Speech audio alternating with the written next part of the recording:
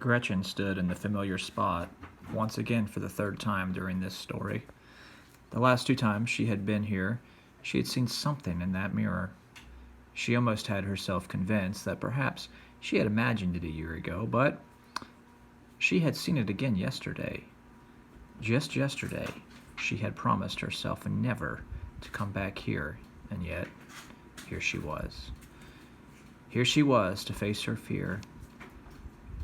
She wanted God to be in control of her life and not fear. Nervous as she was determined to finish this. This giant was going down. A few minutes ago, she had been coming down the unused trail that led to this place. While she was walking, she thought that she had heard sounds coming from the direction of the cabin. "It's just your imagination," she said to herself. "There has to be an explanation for what has been happening here. This has to end." Now that she stood staring, there were no sounds other than the birds. Everything was still. Too still. After staring at the cabin for a good couple of minutes, she made herself look at the dreaded spot. Her eyes were now fixed in the window where she had seen the mirror. She squinted her eyes as she tried to focus on what she could see inside the cabin. It was bright outside, which made it more difficult to see into the gloomy room beyond the window. She could not believe what she was seeing. "Impossible," she whispered. The mirror was gone. Crouched under the window, Bob shot a glance over to Billy to see what he would do. Billy was always the one with the ideas. He was quick on his feet in making decisions. We already know that his decisions are not always the right ones, but he was quick in making them nonetheless. He didn't look scared, but he also didn't look like he had a plan. Bob started to whisper, "Billy, what should we—" "Shh!" Billy quickly shot back. "She'll hear you. Don't do anything. She's going to leave. You don't want her to find you here. She'll snitch on you just like she did yesterday." Now Bob was very worried. He knew that Billy was right. Nothing good had ever come out of anything for him when Gretchen was involved. This was all the incentive he needed to stay quiet. What happened next took both boys by surprise. The absence of the mirror was too much for Gretchen, almost. Just before she turned to go out of the woods again, she stopped herself. "I'm going to do this," she said. "I have to face it." This time, instead of running from the cabin, she went towards it. It wasn't at a running speed, but it was a fairly speedy walk. She got to the window just as Bob was poking his head up to see if she had left yet. Both of them screamed. Billy just sat there, shaking his head. "What are you doing here?" Gretchen demanded as soon as she got a hold of herself. "And why weren't you at school?" Bob could think of nothing at that moment. Billy stepped up to the plate. "He was sick today." "Really?" she said sarcastically. "You're so sick that you're outside playing in the woods." "You must not have heard what I said," Billy went on. "I said he was sick. That is, he's not sick anymore. I went over to see how he was feeling, and since he was better, I suggested some nice fresh air would do him some good. So we went on a walk." Gretchen just stared at Billy as he gave this explanation. She had enough run-ins with this boy to know that he was sneaky. "Do your mom and dad know that you're out here?" she prodded. "No," Bob exclaimed. "Gretchen, you can't tell them, and why shouldn't I? You know you shouldn't be out here without them knowing it, and besides, you have been nothing but absolutely horrible to me. Yesterday with that perfume, and today with the toad that I am sure you had Frank put in my stuff." "Toad?" he asked, confused. "What toad?" As much as she understood that Billy was sneaky, she also knew that Bob was not usually very good at being sneaky. Even the day before, when he had given her the perfume, she had thought something fishy was going on. But she had taken it anyway. Right now, she could tell that Bob really didn't know about the toad.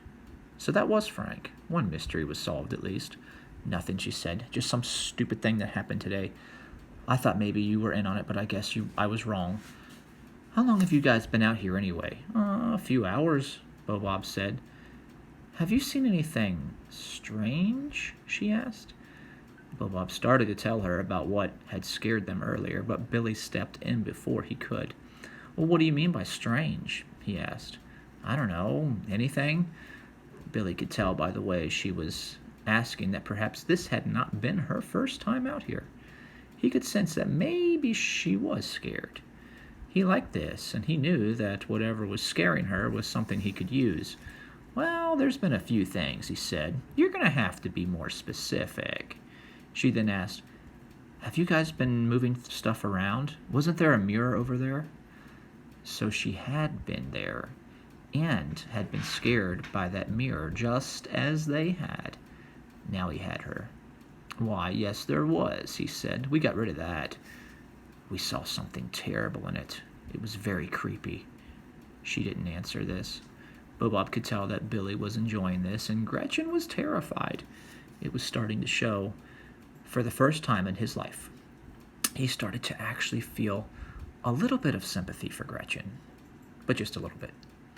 He never had liked her because she always did so well in class. The teacher would choose her for all the special jobs because she had proven she could be trusted. And besides, she was a girl. Everybody knows that girls have cooties. "Come on, Billy," Bob spoke up. "Don't act like that. Tell her the truth." Billy stared at Bob in disbelief. He couldn't believe that Bob would dare to go against him on this. How infuriating. "We thought we saw something in the mirror," Bob explained, "but it turns out there were some cats living in the cabin. We didn't see them at first, and when we went in, but we were outside again. When we saw the reflection of something moving in the mirror, it looked really creepy, and we both screamed." Billy just stared at him in more disbelief, shaking his head. He couldn't understand why Bob would tell her this. This was the same girl who had ratted him out the day before, and just a minute ago was threatening to tell his parents that he was out here. "Oh," Gretchen said as she slowly began to realize that what she had seen in the mirror had probably been the same thing. She felt a wave of huge relief come over her. She also felt extremely grateful for Bob.